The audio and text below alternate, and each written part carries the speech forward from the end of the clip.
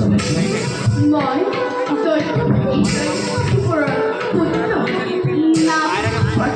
লৰা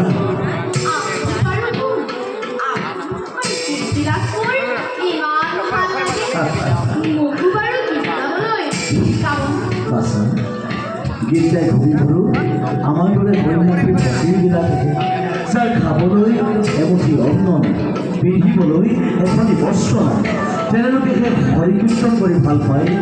তুমি হৈছা শিৱভৌমী বিজয় ব্যক্ত যে হিৰণ্যমুখীপুৰৰ পুত্ৰ, তোমাক একো হৰিনাম ৰহস্য কিয়?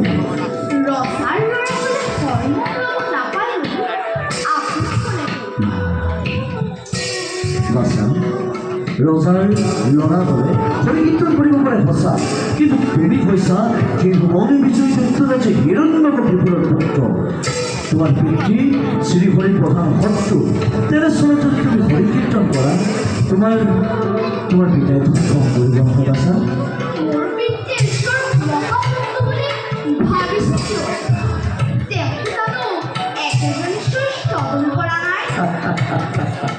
সকলোকে একেজন ঈশ্বৰেই স্বজন কৰে, কিন্তু তোমাৰ পিতৃয়ে সেই কথা মানি নলয়, আনকি শ্ৰীহৰিৰ নাম শুনাৰ লগে লগে একেবাৰে ক্ৰোধান্বিত হৈ পৰে।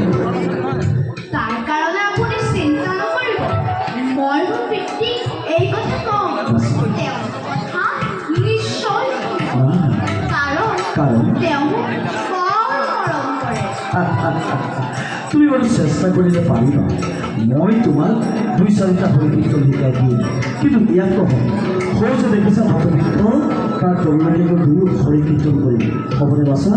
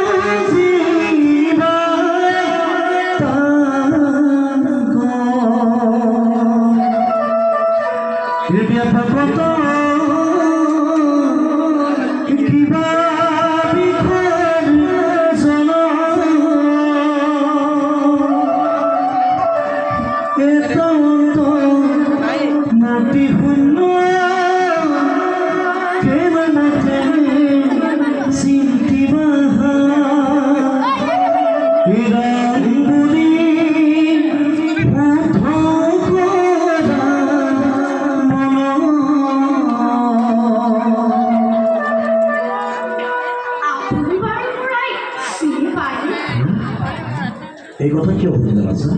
কাৰণ যেতিয়া মই মাতৃৰ গৰ্ভত আছিলোঁ, তেতিয়া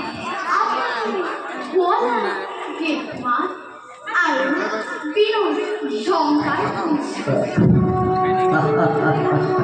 আমি কৈছো দেখে দেখে গীতটাই ঘূৰি ফুৰা হয় নাকি ভক্তি?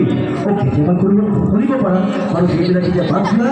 তুমি আৰু মই ভটবৃক্ষ তললৈ যাত্ৰা কৰিব যাওঁতে তুমি আৰু মই হৰি কীৰ্তন কৰি যাম, মই গাই যাম, তুমি মোৰ পাছে পাছে গাই যাবা, হ'বনে বাছা?